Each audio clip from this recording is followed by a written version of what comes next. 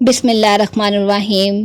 پیارے اسلامی بھائیوں اور بہنوں، آج کی اس ویڈیو میں ہم ایک نہایت بابرکت اور مجرب ذکر کے بارے میں بات کرنے جا رہے ہیں، جسے نبی کریم صلی اللہ علیہ وآلہ وسلم نے خود اپنی پیاری بیٹی حضرت سیدہ فاطمہ الزہرا رضی اللہ تعالی عنہا کو تعلیم دیا۔ یہ ذکر دنیا اور آخرت دونوں کے لیے سکون، برکت اور کامیابی کا ذریعہ ہے۔ جی ہاں، ہم بات کر رہے ہیں تسبیح فاطمہ کے بارے میں۔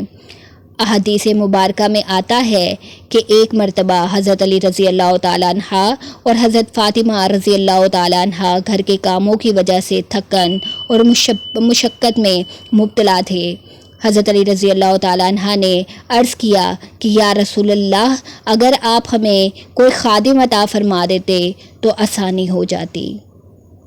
اس پر نبی کریم صلی اللہ علیہ وآلہ وسلم نے فرمایا، کیا میں تمہیں ایسی چیز نہ بتاؤں جو خادم سے بہتر ہے؟ جب سونے لگو تو 33 مرتبہ سبحان اللہ، 33 مرتبہ الحمدللہ، 34 مرتبہ اللہ اکبر کہو۔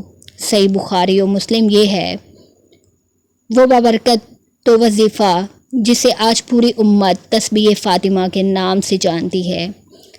تسبیح فاطمہ پڑھنے کا سب سے افضل وقت عشاء کی نماز کے بعد ہے، اور سونے سے پہلے بھی اس کا اہتمام کرنا نہایت فضیلت رکھتا ہے۔ طریقہ یہ ہے کہ پہلے 33 مرتبہ سبحان اللہ پڑھیں اور پھر 33 مرتبہ الحمدللہ پڑھیں اور آخر میں 34 مرتبہ اللہ اکبر پڑھیں۔ یوں کل 100 تسبیحیں مکمل ہو جائیں گی۔ اس ذکر کے بے شمار فائدے ہیں۔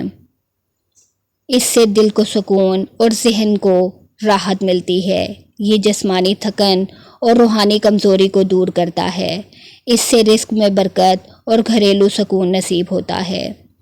یہ عمل غم و پریشانی اور دنیاوی مشکلات میں آسانی پیدا کرتا ہے۔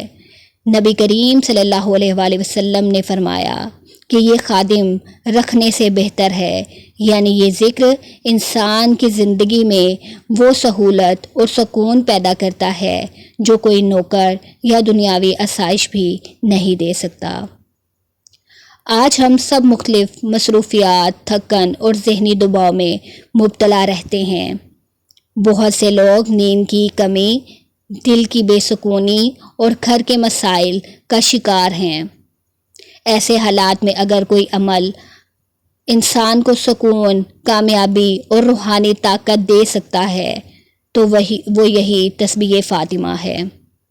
یہ عمل نہ تو مشکل ہے اور نہ ہی زیادہ وقت لیتا ہے، صرف 2 سے 3 منٹ لگتے ہیں اور انسان اللہ کی بے پناہ رحمتوں کا مستحق بن جاتا ہے۔